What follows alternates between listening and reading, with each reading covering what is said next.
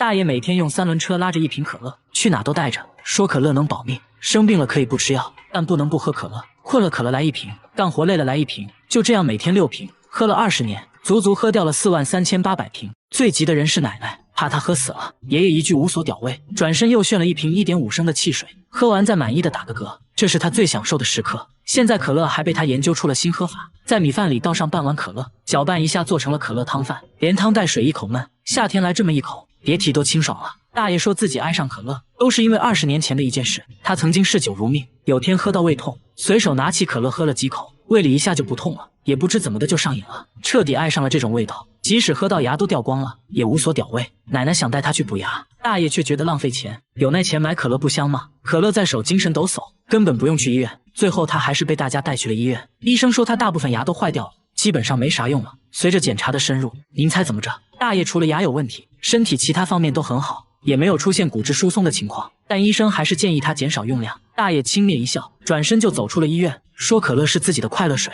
现在年纪大了，快乐不了几年了，该吃吃该喝喝，这都无所屌味。说完接着炫了一瓶回家了。大叔每次开车必须要带上一包白色粉末，等红绿灯就赶紧拿出来舔2口，说这东西能救命。吃饭时大叔只是喝了一碗汤，所有人都不可思议地看着他，因为他往汤里加了满满1勺的白色粉末，米饭上也加了2勺，吃得津津有味。酒足饭饱喝点水，水里竟然也加了1勺。话说这到底是啥味道呢？大叔表示非常美味，同事决定尝一下，一口下去差点被送走，才知道这粉末原来是味精。同事觉得他有病，怎么会有人喜欢喝味精水呢？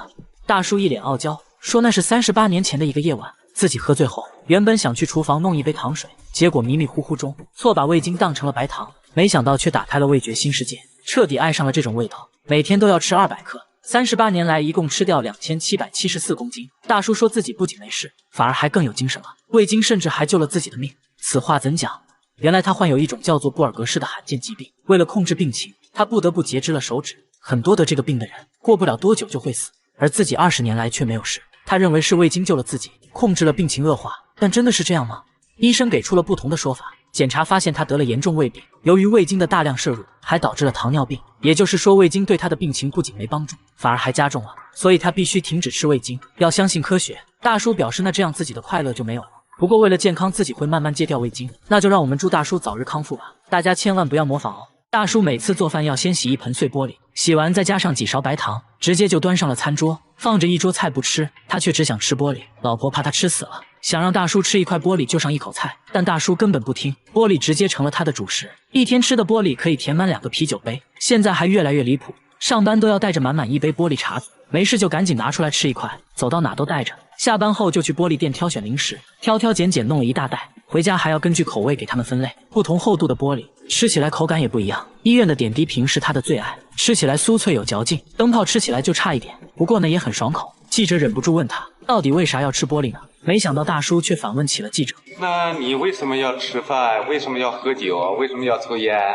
汉嘎地嘛，这个嚼一口非常香。这把记者看得一愣一愣的。大叔你冷静点啊喂！来到晚上，大叔去聚餐，他只是端起了空酒杯，所有人都不可思议地看着他，因为他直接把酒杯给吃了。老板说每次他来吃饭，饭店酒杯就会少好几个。酒足饭饱后，大叔也终于说出了吃玻璃的原因，都是因为20年前的那件小事。当年大叔还是个初入职场的毛头小伙子，刚签了一个大合同，正在陪客户吃饭，由于自己不能喝酒，被客户一番羞辱，说他不爷们。这话伤了大叔的自尊，一气之下吃起了酒杯，就这样一吃还吃上瘾了。现在大家都想知道他身体真的健康吗？没想到啊，大叔却在医生面前表演起了吃玻璃，医生直接吓得不敢看，啥也别说了，直接上仪器检查吧。检查发现大叔其实有肠道问题，医生说大概率就是吃玻璃导致的，虽然目前看起来问题不大，但还是要停止这种行为，否则会导致肠梗阻，大家千万不要模仿哦。男孩去配眼镜，却被医生要求看课文，他的反应让医生目瞪口呆。机器显示他1秒就可以看2131个字，这是什么概念呢？也就是说1分钟就可以看完一本100页的书。学校里他只是简单的翻书，却引来了同学们的围观，所有人都不可思议地看着他。翻完书他竟然说看完了，同学们让他把故事讲出来，结果呢他还真就复述下来了。为了验证真假，节目组拿了本新书让他看，不到1分钟又看完了，随机提问和书有关的问题，结果全部回答正确，看起来好像真的有超能力。用专业仪器测算他的阅读速度，结果连专家都服了，阅读速度太快，差点连机器都无法识别。专家还发现他看书时大脑皮层异常活跃，表现出了更高的专注力。也就是说，他看书就好像我们玩游戏一样享受。一年看的书能堆满整间卧室，吃饭的时候看，上厕所的时候看，甚至连睡觉也。而这个没法看，那怎么从科学的角度来解释这种超能力呢？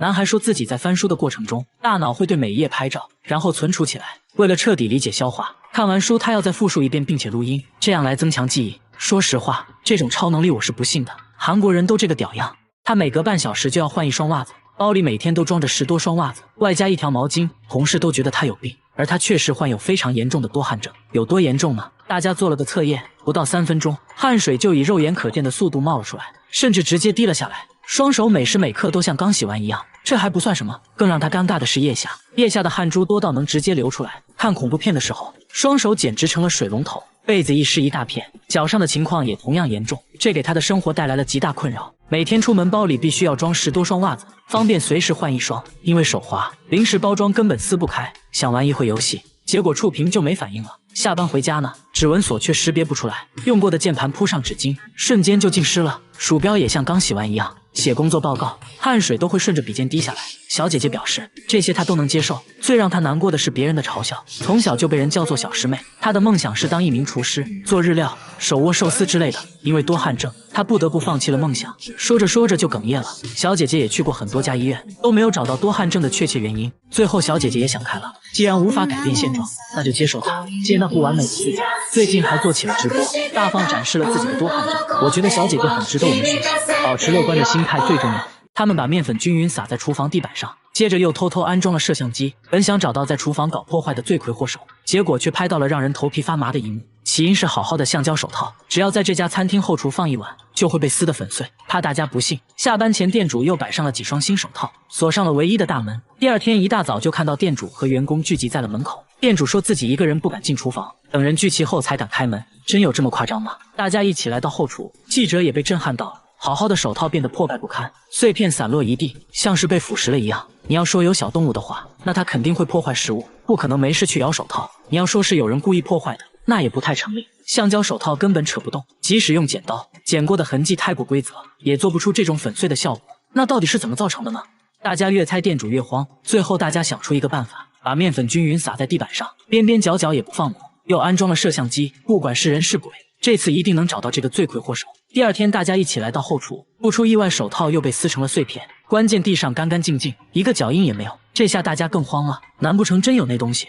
大家赶紧查看录像，发现手套在没有任何外力的情况下，自己慢慢开始分解腐化，整个过程显得很自然，画面说不出的诡异。大家不由得后背发凉，赶紧寻求专家帮助。专家认为这是一种化学反应，橡胶手套是被氧化剂破坏的，这种氧化剂应该就是臭氧。许多厨房都在使用臭氧对食物进行消毒，白天排风扇会把臭氧抽到室外，但晚上排风扇不工作，臭氧就聚集在了厨房，随着浓度升高，橡胶手套就被氧化，从而老化断裂。为此专家还做了个实验，密闭空间内，当橡胶手套接触到臭氧后，很快就被氧化掉了。专家说只需要晚上也保持通风，把臭氧排到室外，就可以防止类似的事情再次发生。店主乖乖照做，晚上也打开了排风扇，果然第二天手套真就完好无损，省流、氧化反应